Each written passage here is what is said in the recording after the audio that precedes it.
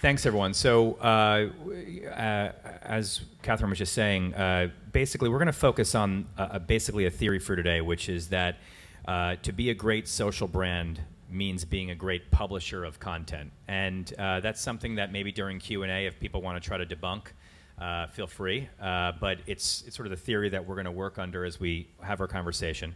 You know, content is one of the great ways to engage audiences, for brands to engage audiences. And as I was preparing for this, I was thinking to myself a little bit, you know, a few years ago, if you wanted to think about brands that did a great job of engaging audiences or really bringing people in beyond just sort of products and services, for the most part, we really thought about brands that were essentially media extensions or extensions of media brands. So like, for instance, Disney was a great, or still is, by the way, a great brand that engages their audiences. But we didn't have a lot of non-media extension brands. And now if you think about it, we've got everything from Starbucks to Nike to Procter to Amex and of course IBM, and Jack's going to be able to speak to that on this panel today. Is it thundering or is that just chairs moving around? I guess that's chairs moving around. More of a rumble. Yeah, More of a rumble, yeah. The charms of New York City.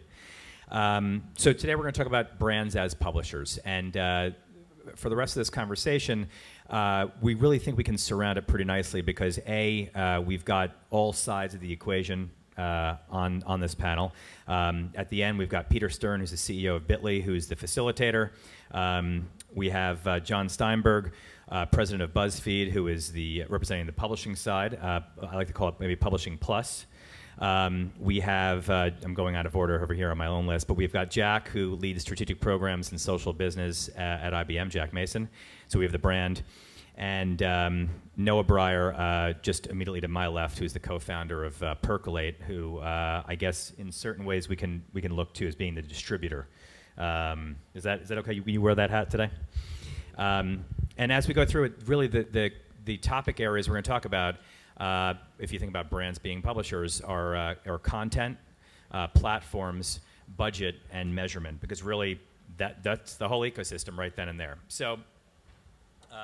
I think any conversation about brands as publishers, we should probably just start with the brand itself. So I'll go to Jack. Can you talk a little bit about the types of content that you feel has worked best for IBM? And when I say types of content, I mean images, video, what is engaging your audiences best and has been? This is on, right? You know, Jordan, I actually wanted to challenge some of the assumption right off. I am not sure it actually is about publishing or content. I'm going to say that I think it's about context, and that context is actually people interacting with each other. So I would say one of the big, deep shifts is that much of influence has shifted from traditional forms of any kind of influence to the way in which all of us become every IBMer becomes a leading front line of how the brand gets expressed. So you see that in our traditional advertising forms where it's all IBMers. It says I'm an IBMer. So I really think that more than just publishing, we're talking about a shift towards something that is about the interaction between people. So that may be between your customers, it may be between partners, it may be amongst employees. But the thing that's different is this social component, and you know, we're pursuing a big new effort around social business, which suggests that businesses have to empower their people to interact with their customers and their clients in richer ways. So one of your colleagues, John Awada, I've heard say recently that one of your best channels as a brand are the 70-something thousand employees who are on LinkedIn. So whether it's in that channel or in other channels, what is getting their audiences, the people that they engage with, to respond then? So I'll frame the question a little bit differently, but are we talking about, is it still about text and ideas, or do you guys find that videos work really well? Smarter Planet, Smarter Cities is one of the smarter programs that have been out there. I didn't write that in advance. I just thought of that just now. It's one of the smarter programs that are out there. That's a lot of video. Is it working well? Look, no one is ever going to discount very good creative work that helps convey an idea. But the reality is, like, if you think about, let's think about video for a second here. You know, we now see that more and more video is not being seen in traditional ways. It's on all these devices and phones and so on. So it's almost not so much about what is the content, but is it something that someone wants to share? Is it something that resonates with someone to comment on, to rate, to connect with? And so that suggests that it's still about the emotional resonance. And you know, the reality is, I think we're seeing that people will they will watch a lot of things that they wouldn't necessarily read or spend a lot of time in. And I think that's because we're becoming a sort of real-time experiential kind of culture. And so I think video is clearly important, but it might be something different than a highly produced or formal content. It may be, you know, something that is much more, as we see in the rest of culture, kind of spontaneous and real and authentic. So, Peter, I mean, Bitly has data. Yeah, you're going to need that. Bitly has data on pretty much all of us. But not individually in a creepy sort of way. Not individually in a creepy sort of way, which the way I said that would lead one to believe that it is creepy in an individual. But so what are you seeing? What are the things that are getting people to resonate most when brands publish? Kim Kardashian. No. No, it's actually, so that's a theme that Hillary Mason, our chief scientist, often promotes, which is that, you know, Bitly is used for people to share tens of millions of pieces of content daily across billions of people a month. And when you look at the share graph in aggregate like that, you actually see a big disconnect between what people share and what they click on, which is one theme. It gets interesting to you guys when you start slicing it down and understanding, well, what resonates with one particular audience. So all the macro numbers are kind of uninteresting. Like when you look at the macro numbers, who's sharing, what are they sharing, where are they sharing, it's all pretty much exactly what you'd expect from a ComScore report. What gets interesting is when you look at, well, who shared this particular piece of content and who engaged on this particular content and when did they engage? And, you know, then you can maybe come up with some guesses as to why. And it doesn't really matter why as long as you know the what's, because then, you know, we're helping brands try to figure out, hey, promote this particular content because it helps your brand and it's resonating. And I don't know why. I don't care why. It works repeatably. So I think the thing to think about is you have to measure things down to a certain level of granularity, which is probably 1 or 2 steps lower than what people have traditionally measured. And that's when you start getting insights. Did that answer your question? Yeah. I think I'm looking for a 140-character soundbite here, but no. Look, if there are none, there are none. But let me maybe go to John for a second. So, you can either take that, but at the same time, we're also thinking a little bit about frequency when we think about content publishing. And there's sort of a rule of thumb in social publishing that suggests that the optimal amount of times a day that a brand should be publishing to their audience is somewhere between 4 to 6 times or so. Is that something that is correct, or does it have much more to do with authenticity? Like if you got nothing to say those last 3 or 4 times, then maybe you shouldn't be publishing. Yeah, I think that the frequency of publishing is really sort of sanding the edges and not even like getting into the wood chopping. We're at a point now where digital is where all the attention is, and social is where all the attention is, really. It's been a shift that's happened so fast. I was on the floor of the New York Stock Exchange today. There's no trading there. The bell goes off at 9:30 in the morning, and there's nobody there, basically. It's a set for financial news stations. What's amazing about that is we've seen that happen with banners right now, and now it's really happening, and now it's gone off a cliff. Nobody wants to buy them. The earnings, you know, for everyone from the Washington Post to the New York Times for digital are down. AOL's down in the core business, and brands realize that the only way to market online, which is where they have to be, where they want to be, is to have something to say and is to have content and to have a message, to Jack's point, that's part of interaction, that's valuable, that people have something to say about. So, I mean, really the first point for a brand is to figure out how they're going to live in this new world, how they're going to do content. Let's get going on content, and then at that point, the frequency of publishing is almost like, you know, like refining your workout strategy. Did you guys go public this morning? Is that why you were on the floor of the stock exchange? No, I was on TV, but... Oh, that's Did you go private? No, we didn't go private either. I see you more of as NASDAQ. I see BuzzFeed as NASDAQ more than NYSE anyway. So that Well, I'll tell you a really- funny story. I was there at the security guard, and I said, wow, Friday's going to be really crazy for Facebook. He's like, no, they're going public on the NASDAQ. And would you believe that they wanted to do a photo in front of our building? I'm like, did you let them? He said, no, let NASDAQ get its own facade. Right. Which to me just it was so funny that they would Let them like go up it. to Times Yeah. Square. Its own facade. That's the Yeah, exactly. There's nothing in there, but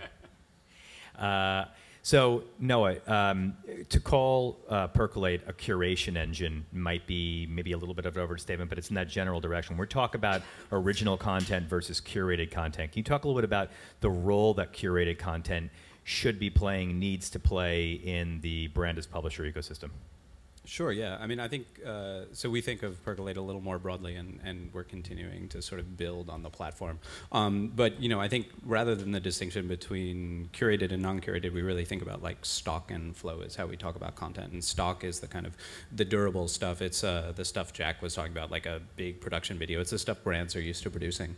And then you've got flow on the other side, which is the sort of quick hits, the, you know, 4 to 6 updates on a daily basis. You can't create 4 to 6 beautiful high production quality videos on a daily basis if you're an average brand or even a above average brand. So, you know, I think we really think about it kind of breaking down that way, and curation really fits into that flow side as part of how do you maintain the momentum, right? So this is actually something that Jonah at BuzzFeed has talked a lot about, but the idea that, you know, you have these kind of 2 types of content, and, you know, bringing in audience, what ultimately happens is, you know, if you break a news story, and I gather this is a lot of why BuzzFeed has been doing what it does, is you break a news story, you bring new people in, then audience levels up a little higher, and then you need to keep them engaged on a daily basis. And so we really think about trying to apply those same ideas to brands. So they bring their stock content, the beautiful produced stuff that happens once in a while, and you fill it in with flow, and that flow can be, you know, a quick hit about the brand, or it can be a curated bit about the space the brand lives in. It can be a link out to BuzzFeed or the New York Times or wherever else. So I basically picture a chart that goes from left to right, and basically instead of having this kind of a line, you're kind of hoping for this kind of a line of engagement that sort of goes further up, and those bits of flow, whether they happen 2 or 3 times a day or however a publisher might use them, serves to raise all ships, essentially. Is that? Yeah, and I think, you know, I mean, more broadly, it really acts to fill in the gaps. Like if you're an average brand, you're producing what we call stock content. You know, if you produce 1 piece a week, it's a lot, right? I mean, a beautiful video, a long piece of writing. Most brands are not producing a lot of that kind of content on a regular basis. Really, they're producing it on like a quarterly basis with a new campaign.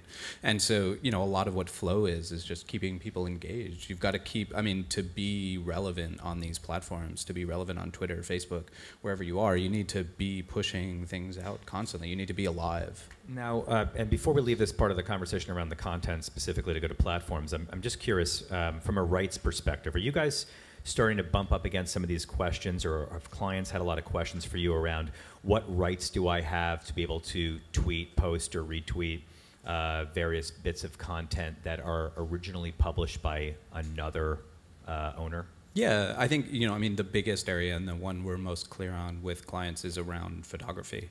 So, you know, a piece of photography that they don't own, they don't have the rights to, and generally they are not able to post it. Some do, and that's fine, and you know, most of the platforms promote that sort of behavior. But you know, what we do in the tool itself is help clients source Creative Commons photography and really be able to link back and post stuff that they legally can. So I think that's the sort of most black and white area that's really easy to define. And provide guidance for your clients, obviously, about what you know to be efficacious versus not in the rights area. Right, of course. Well, yeah, I mean, just really sort of, we try to provide more than guidance. We try to, you know, be pretty clear on Capital that stuff. G. Jack? So I wanted to jump in on this curation front because I think it's a really important point here. So, for example, we have a Tumblr site for Smarter Planet, and from the beginning, our editorial mission was not to push out a lot of content about IBM's Smarter Planet, but to find content that reflected this trend that was happening in the world of systems becoming smarter, of stories about the power grid or about the food supply chain, all these different things that actually kind of reflected what we thought Smarter Planet meant. But I think this is illustrative because it's also about sharing. It's like saying, we want to take the time to reflect what's going on in the world that we think lines up with what we want you to understand about Smarter Planet. Yeah, you know, we'll weave in some things that IBM is doing about Smarter Planet, but the reality is that I think we are now living in an era where this editorial role of trying to help someone understand the world, that is the big shift. Caring about what your customers or your audience actually might want to know, and not being disingenuous about, oh, and by the way, you know, would you like to buy this Smarter Planet thingy? You know, I think that's one of the most important distinctions about what's going on in the world today. We kind of call it being customer activated, that you actually have to go all the way to caring about the audience, the viewer, or what have you. And that, I feel, is you know, terra incognita for a lot of us, and that we're sort of halfway there. We know the world is different. We know we have to engage in driving conversation, but we're not quite all the way there in terms of like having almost a kind of pure intent. Yeah, I couldn't agree with you more, Jack. And what's interesting is if people who were around, who did the great advertising in the 50s, if Ogilvy was still around and Wunderman was still around, it wouldn't even be a question that this is how you do advertising online, right? You look at art and copy, you look at the next generation, Lee Clow talking about pedigree. You can aspire to more than feeding dogs. You can aspire to loving dogs. That's how advertising used to be done. The brand used to say what they aspire for, what are the values. That's classic Apple advertising. Apple is about creativity and empowerment. It was never, buy this, it's got more megahertz. Buy this, it's $12 off. These are the best potatoes, buy these potatoes. It wasn't like that until about the past 20 years. When we work with a brand now, and to Jack's point, we try to do something that's super genuine, super light touch. When we work with Pepsi, for example, and Pepsi Next, the whole spirit behind that beverage is it's a unique flavor. It's only 60 calories. You have to experience it to believe it. Think of the things in life that you've got to experience to believe. People get that. They get that. We do brand lift surveys. We do controlled statistical surveys that show that. Facebook does surveys that show that people get that. The whole idea of jamming a skin on a page, right, or having a giant interstitial before you get an article it's inconceivable. There's no data to support that does anything. It's just because people can see it and say, it's big, it must work. They make the assumption that it works, whereas the lighter touch of this kind of loving the user, loving the customer, helping them, statistically, the data shows that that's what works. I was just going to sort of add on that. I mean, one of the things I've been thinking a lot about, one of the reasons I started Percolate was I kept getting this question from clients. I used to run the strategy department at a digital agency. And number one question I got was, what should I tweet about? And I always thought it was a really funny question to get from clients, because like none of us have that much trouble figuring out what to tweet about on a daily basis. That was generally my answer. But you know, I think really what's so difficult is these are sort of inherently human platforms we're dealing with, and you know, they were made for people, and a lot of what the content that's created there is sort of the exhaust data. It's like all the stuff that we leave behind as we live our digital lives, and part of what we're asking brands to do is be more human in a way, like, because you know, to John's point, like, the thing about all these platforms is you don't get the special spaces anymore. You don't get the special rectangle boxes on Facebook. You have to be a part of the ecosystem. You have to be interesting. You have to be more interesting than my friend, right? And I think that ultimately is sort of, I think that's the challenge brands are getting over is how to sort of, how to bridge that gap. So I had a question that's kind of a combination of these thoughts. You're asking the question? Can I ask a question? Come on, dude. Well, ask Jordan a question. So when you're trying to find content for Smarter Planet or any channel like that, what's more important? The fact that the content fits very closely with your editorial needs, your editorial goals, or it somewhat fits in with the editorial goals, but all of Noah's friends have clicked on it? I'm sorry, what was the last part? So is it more important to have content that you're curating, that you're promoting, that's maybe even your content, or is it more important or more interesting to promote content that's related but maybe possibly viral or inherently viral or very popular?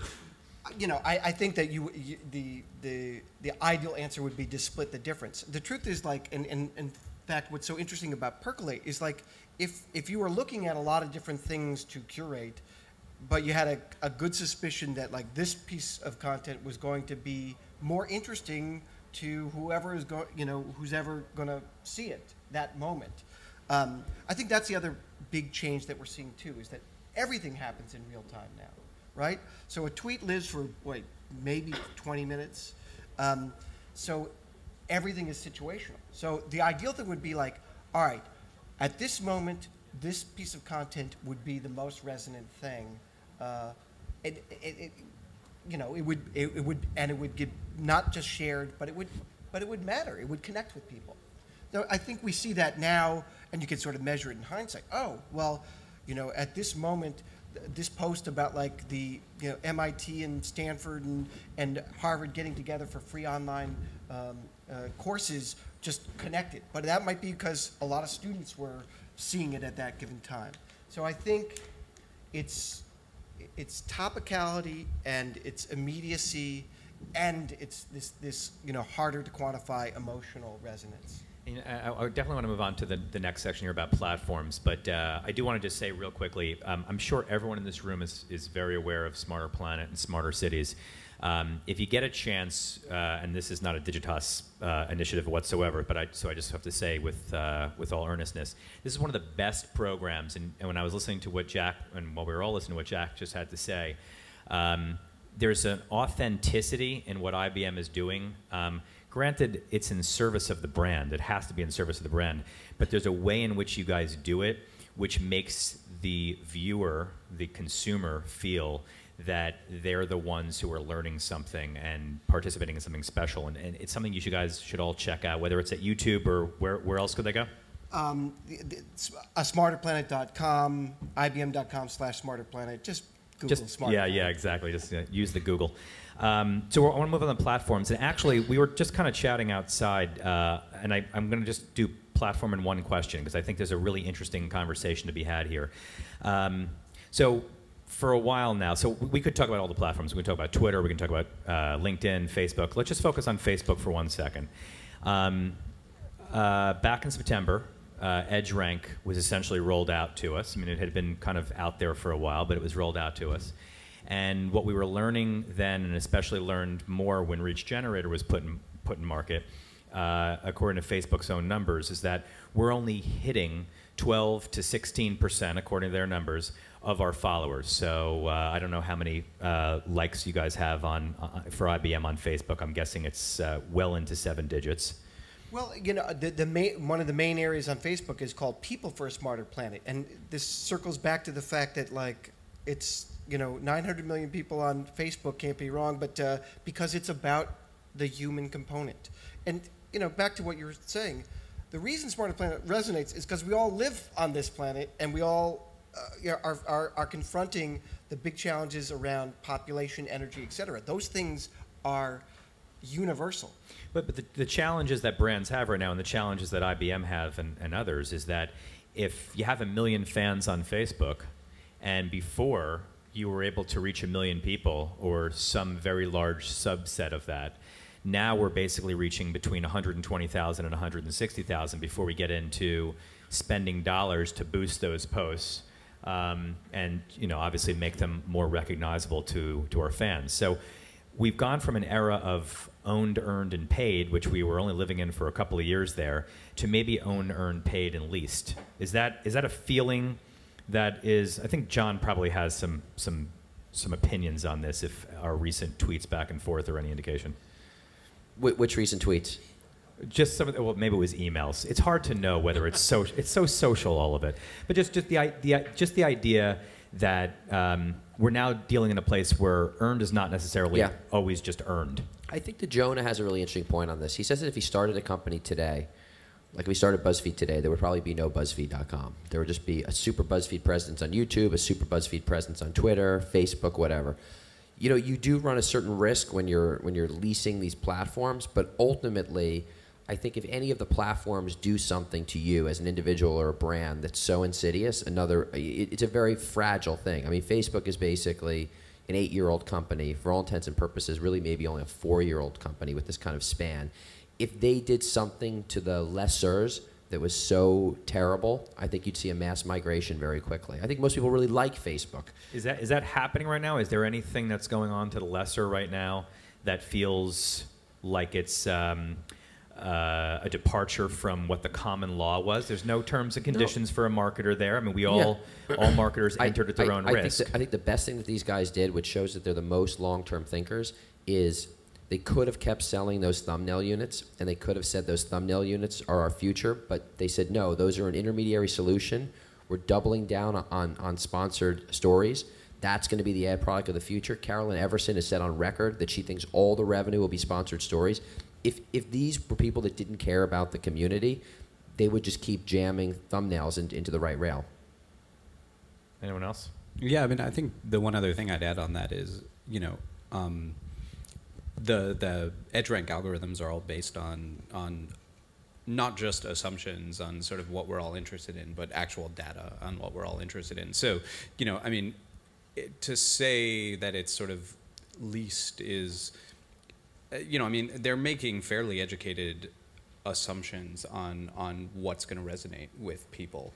And, I mean, it is sort of strange and will be interesting to see how Reach Generator starts to get sold and get rolled out, and, how wide people go and how many of those posts you really start to see and how they resonate for brands. I haven't seen the data, but, I mean, even if you're reaching 10% of that audience, it's still, you still own them, right? Like it's still the audience that you have a right to communicate with at any point, and who can choose to turn you off. And there's more interesting things you can do too as well. If 300,000 people like a piece of content that you've done on BuzzFeed, or like a piece of content that you've done on Tumblr with Percolate, or even have done something with a Bitly URL, you can choose to do a sponsored story around that, right? So you can go out and you can get intentionality and excitement and sharing around an activity, and then you can basically buy reach or buy sponsorship of that URL on Facebook. So there's all sorts of ways where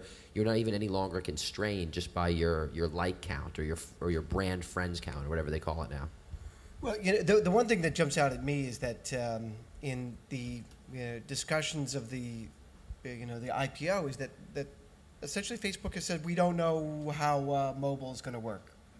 In terms of I mean, granted, like they can't promise something that they don't know yet, and there's all the conservatism of an IPO. But like, let's face it, it's if mobile isn't like the most important thing that any brand and certainly any network or platform is going to have to confront. I mean, yeah, but when you read that filing, right, what people have read out of that amended filing, what they said was the average number of ads have gone down despite the fact that the daily active users have gone up. When you think of the sponsored story format and you think of the stream, that works way better on a mobile device. I actually think the movement to mobile is better for Facebook. I think that they're a cautious group of people. I think they're in a quiet period. I think for them to come out and say, by the way, everybody's moving to mobile. We think it's going to be awesome for sponsored stories. That's where we're going anyway. Banners work even worse in mobile, so we think we're going to have even more market share of advertising dollars in mobile. They can't say that, but I actually have to assume, based on no information, that's what they're thinking. In fact, that's a good question. How many people out there just have ever clicked on a mobile banner ad? Anyone? On purpose, not by not mistake. For research, yeah, right. Yeah, not to find out where your online banner went. What's that? You did once. Right. Right, Just to see what happened. happened. Yeah, That's awesome. I know. See if the technology worked. But what's interesting about that, as you were just saying, is like if we move away from like a typical display type unit in that environment and go to a sponsored stories type unit, which would conceivably provide value to the mobile user, then they have a higher monetizable opportunity. And this is going to happen so fast now. It's going to be so fast. 2 years from now, the major holding companies will not be doing big banner buys for brand. Maybe still for DR, but no one is going to even think to sell IBM or Kraft or whatever, a banner ad. They'd be laughed out of the room in 2 years. So if you want to sell someone a Jack in that environment, do it now. Don't do it in 2 you better years. You better get the getting while the getting's good. Or think about the way things like Flipboard and Zeit are going to mean that, like, everybody's going to have their own customized magazine experience on a tablet device. I might be more interested in an ad that's like in a customized online or magazine app than I would be in some other context. So it's going to be something that doesn't exist now because we all know that the existing infrastructure doesn't deliver. What about the click? I saw a headline today about brands having to pay for a click on the likes.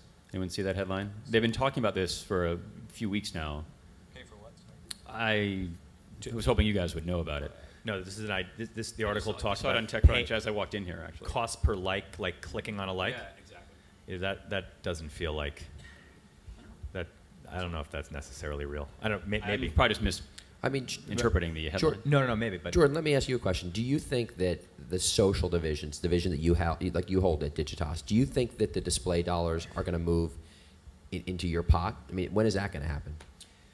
Well, we're pretty agnostic that way, so we don't actually even necessarily look at it in that regard. I think where you're going to see big shifts in dollars moving is going to be from broadcast television. And the reason why you're going to see it from broadcast television is two reasons. Number one is that's where all the dollars are. So if you think about, broadcast television, I think including cable television is, about a $60 to $75 billion a year business, depending on which sources you look at.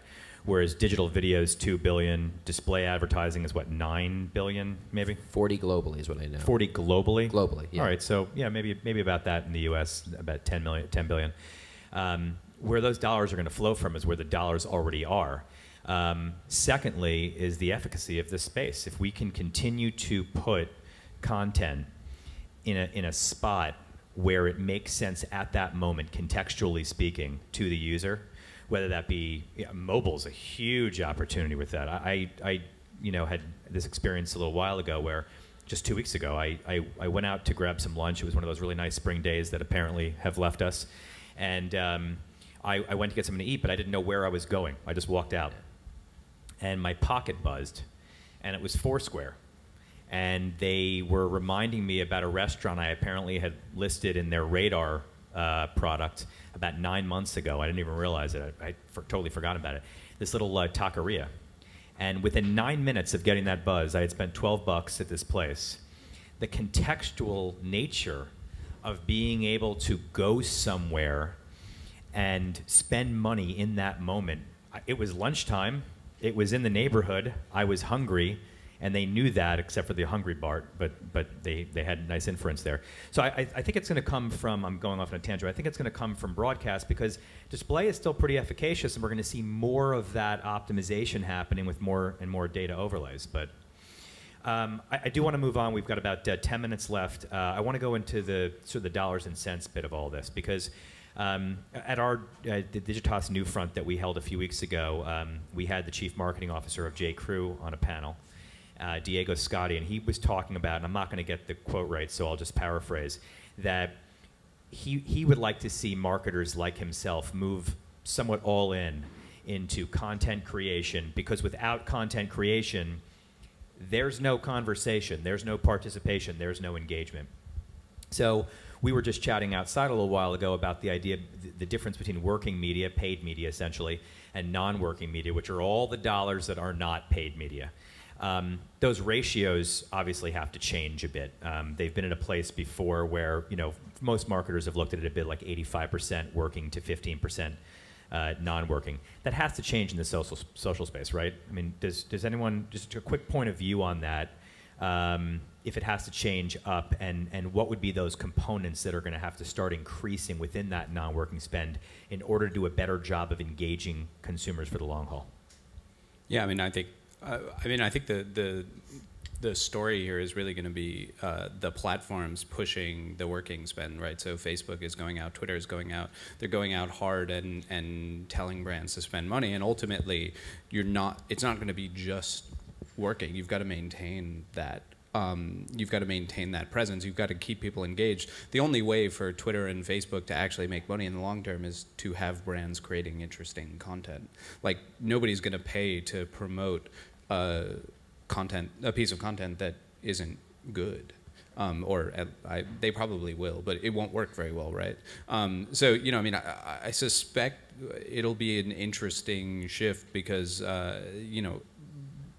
it really is an ecosystem in a different way than I think the traditional media spaces were, where you bought from one place and the content was created somewhere totally different, and there were very competing interests.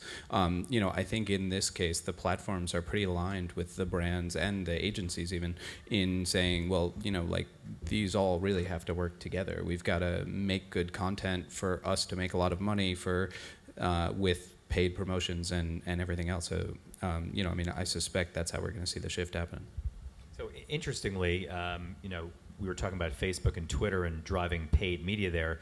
John, you've got to solve for that then, because you're a publisher, but in addition to being a publisher, you're also a content creator. So is that a model that you see in your travels becoming emulated more and more, your model? I think any publisher with a native format or who does extensions like we do, buying Facebook ads, there's a certain amount of creative that's involved. Now, the creative agencies can handle all of that, and the media agencies may handle a portion of that, but ultimately there's always going to be some dollars for a great experience that needs to be quote-unquote non-working. I think what everybody realizes, I think anybody who works in the agency world realizes that it has to go back to the way that it was.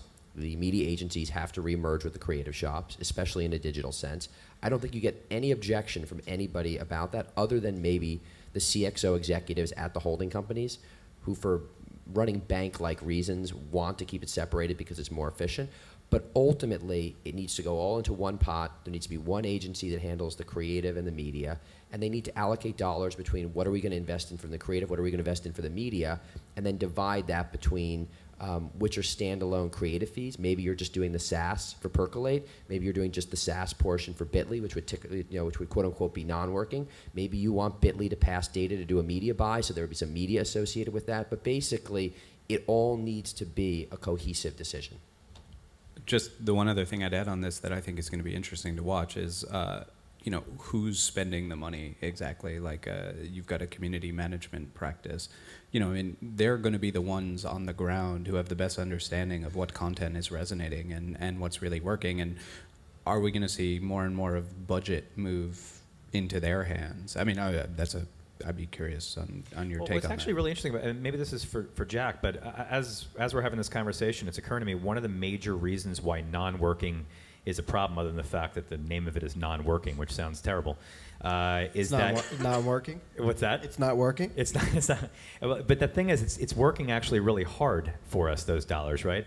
But what's interesting about this, as we're having this conversation, I'm hearing you guys, is that who at the client is the buyer of non-working services? If you think about it, it's everywhere. It's not just in one part of the enterprise. And so do we need sort of a non-working investment manager? I think we're going to need to see the evolution of marketing and communications as a discipline, because what every brand really needs to do is to enable its customers, its clients, its employees to create all this content, because it's going to be created out of interactions and reviews and feedback and customers being part of the product development. I think that the shift is much deeper and broader than we're fully appreciating, and I think we're going to see some new category emerge that's beyond the traditional notions of paid, owned, earned, working or not working.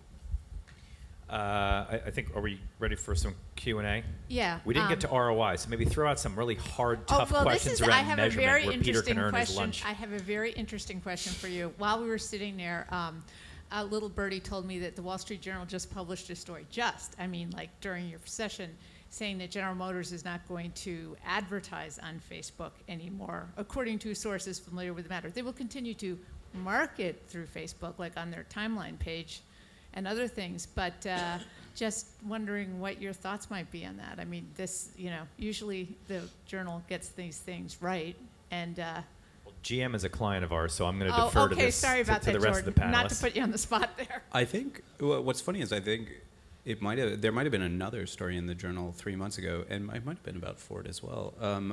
This GM. Oh, GM.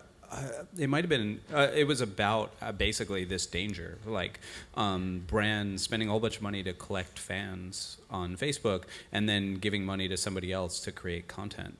I think long term, it's not really going to be a thing. I think that it's going to be, you know, I mean, like we're seeing this now. If you've bought a bunch of fans, if you think Facebook has value as a marketing channel, then Reach Generator pretty much forces you into also buying additional, buying into the platform in an additional way. You know, I mean, I think it's so new. I mean, that piece of it is so new, and you know, brands are still really trying to figure it out. I don't really think it's a long-term problem, though. I will be curious. I mean, like, I think Facebook, the thing I hope Facebook doesn't go after is the sort of content. I hope they don't try to stop brands from doing that. You know, like, I think they've got to be careful about trying to grab too much of that puzzle and understand that it is an ecosystem. And, you know, you're going to have some brands who buy a bunch of fans and then don't spend more money, and that's okay.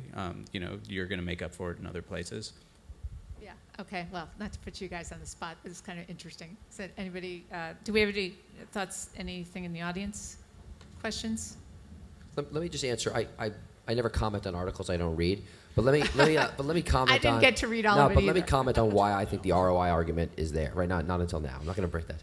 Why I think the ROI argument is there is that if you are doing top of the funnel intent generation. Advertising. That's for everything that somebody needs to want to buy. A car, go to a movie, buy a bag of chips, all of those different things. We've done studies with Vizu and GE and Virgin now. Facebook has done studies with Nielsen. All the studies show the same thing, that awareness, favorability, in many cases intention to purchase, all go through the roof when you tie a social gesture to it. So I do think that that really is the ROI case. I think down at the bottom of the funnel at some point, it would be amazing if Facebook was able to do what Google did when Google bought Google Analytics by being able to show conversion, or was able to roll out some kind of full funnel attribution so that you can see where it starts and where it goes. But I think that there's a lot of hay to be made with just judging those kind of survey intent stuff as it's transferred by social. They've already got JavaScript on every page that you have. It's not that far. That's an excellent point. Yeah. I'd also, I mean, the fact that the source is the journal gives me a little pause about what I'm about to say, but I think there's going to be a lot of articles over the next 48, 72 hours that are going to be coming out that I could see that. We should think about a lot, because obviously, you know, everyone's trying to get an angle on a story and maybe potentially even creating angles where angles don't exist. I can't imagine a So this was a story. There was a story in the journal 3 or 4 months ago about the same idea with a large car brand. I just can't remember what brand it was, but it wasn't about them pulling out at that point. It was about the danger to Facebook of brands. Oh, it was about that sock puppet, the sock puppet character. It's an auto brand that had a sock puppet character. Yeah. Well, I just want to offer one small anecdote that I think, first of all, I think what is an ad and how that's changing. Right. On the way home, on the train home last night, I bought a TV on my phone. And I bought it because there was an ad on, or not an ad, a listing on Slick Deals. And I called my wife to say, I think we should get this. And we spent all the time looking at all the reviews we could find in about 25 minutes. And, it had very little to do with the brand, and I won't say what the brand was, but it had more to do with the context and the experience and other people. And I think that's the future of all of this. Right. Thanks. Do we have any questions here? Oh, okay. Yeah, we have time for one question. So, it's one of the things I'm trying to chase down is that what's happening now with all this data is we're reverting to the mean. It's what everybody does is kind of what's controlling a lot of the stuff that comes out. Even though I live in New York, I keep still having troubles finding the interesting things, the quirky things, the things that I think also a lot of times actually generates new and exciting if you content. can't find quirky things, you need to go to BuzzFeed.com. Of course. I assure you, we've cornered the market on quirky things. Maybe my definition of quirk is just quirky fashion, for example. I don't think that's BuzzFeed's strongest. No, just quirky. Yeah, just quirky. Maybe well, not I don't know if quirky you have any points of view on how you avoid everything becoming the same, that you're listening to the same person, or how do you find out the interesting stuff that you don't see by looking at the statistics? I don't really believe you're not finding interesting things. I think that this is we've been making this argument for the last 15 years. There was the filter bubble by God, I can't remember his name. Eli Pariser, which basically said that we ran into this danger because of algorithms and we're all going to see the same stuff. Every day I run into weird stuff that I never would have imagined that I've seen before. I just don't buy the mean thing at all. I mean, I think that if you spend the time and pay attention to interesting stuff and find interesting people, like there's lots and lots of stuff. I mean, you guys have probably millions and millions of interesting things passing through Bitly on a daily basis. Yeah, more like tens of millions of things. But we're releasing a product in a little while that will help you find quirky stuff. But it basically does, can you automate your particular optimum channel for finding quirky stuff? And I don't know. We're going to try. But if you basically give some signals, like obviously you have very particular, the things that you find quirky, I might just find mundane or boring or uninteresting. And my quirky things, I'm sure, will bore you to tears. But I'm following a certain set of people on Twitter. I have a social graph on Facebook. I have some kind of graph on LinkedIn. Those things can be aggregated, classified, blah, blah, big data stuff. And you can, in the future, do a basically zero onboarding, automatic quirkiness filter. Brands can use it. People can use it. I mean, the future is going there, but we're out of time. Yeah, sorry about that. But I saw a great BuzzFeed thing yesterday. 21 reasons that baseball used to be super weird. Check it out. It's really great, really awesome. So thanks to everybody, panelists up here.